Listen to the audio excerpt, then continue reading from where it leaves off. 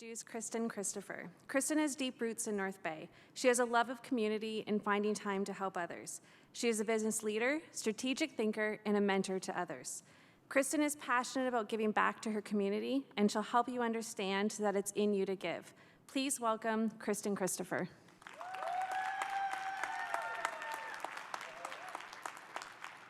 Hi, everybody. This is a favorite picture of my parents. I really love how happy they look in this photo, which I know is before they had my sister and I. I'm showing their picture to honor them. My parents instilled the value of giving from an early age, even without us realizing it. My father is passionate about our North Bay community, not only as a whole, but deeply cares for the people within it. His life work was always based in the intention of creating a more accessible, celebratory, and evolving community we could all be proud of. My mother, like every mother, I'm sure all of you can relate, those mothers out there, gave of herself to her kids, her husband, and her family. She volunteered to build a new playground at my elementary school, and now part of Living Fit, a beloved women's group in our community, members of who I know are here tonight. From a young age, I've always wanted to give things away, and I never really realized why. My mother took me to see Phantom of the Opera in Toronto when I was young, and all I can remember was constantly asking her for money to give to people who were homeless. It never dawned on me why I wanted to, I just did. If you ask my parents, I've always had an overwhelming feeling of wanting to help others, and honestly never considered why until later on in life.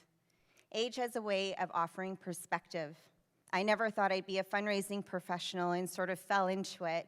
Like most fundraisers, driven by my passion for connecting people with the things and causes they're passionate about. Why? Because I know how meaningful it's been for me when I've been able to engage in those experiences. I really am one of the lucky ones that gets to get up every day and truly does something they're passionate about. It's a gift that's never lost on me and also serves as my compass in life. Over the last few years, I've grown in my career and I've been increasingly curious about what it is that actually makes people give. Usually when people or organizations are asking us to give, we hear the slogan, "Give from your heart." Now, I totally understand why that is when we give, especially when it's something that's meaningful for us. Our heart feels fulfilled, we feel warm, and we just feel happy. Now, we are hearing more research these days that say that everything in our body is connected, right? If I told you if giving from your heart was actually giving from your brain, would you believe me? I'm going to tell you why.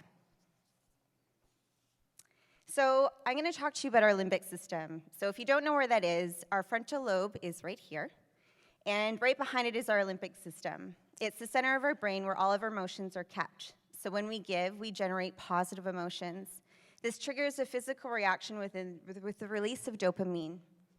This hormone is secreted by the brain and regulates pleasure, which is associated with tranquility, serenity, or inner peace.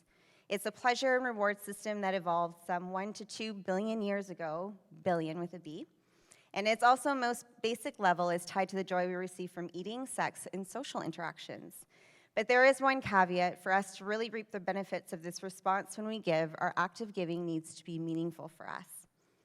What's also super interesting about the limbic system is that it also actually doesn't separate you and me as being separate.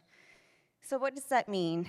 It means that when I give to you, the same pleasure sensors go off in my brain as if I was giving to myself. It also means that when I'm judging you, I'm also judging myself. It also goes both ways, so I'll let that sink in for a second. You will hear great philosophers talk about the importance of giving, as it's stated as an intrinsic value in every major religion. When we give to others, we give to ourselves. Have you ever considered why that is? If you're thinking that maybe it's because giving is deeply rooted in our evolution, you might be onto something. There is a growing body of evidence that shows that we are evolving to become more compassionate and collaborative in our quest to survive and thrive. Because of our very vulnerable offspring, the fundamental task for human survival and gene replication is to take care of others. Human beings have survived as a species because we've evolved the capacity to care for those in need and to cooperate.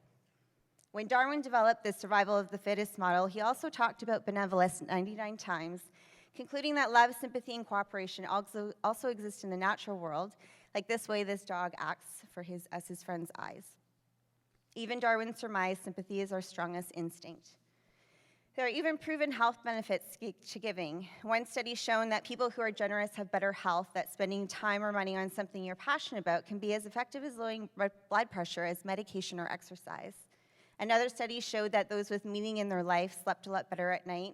They were 63% less likely to report sleep apnea, 52% less likely to have restless leg syndrome, and had moderately better sleep quality overall.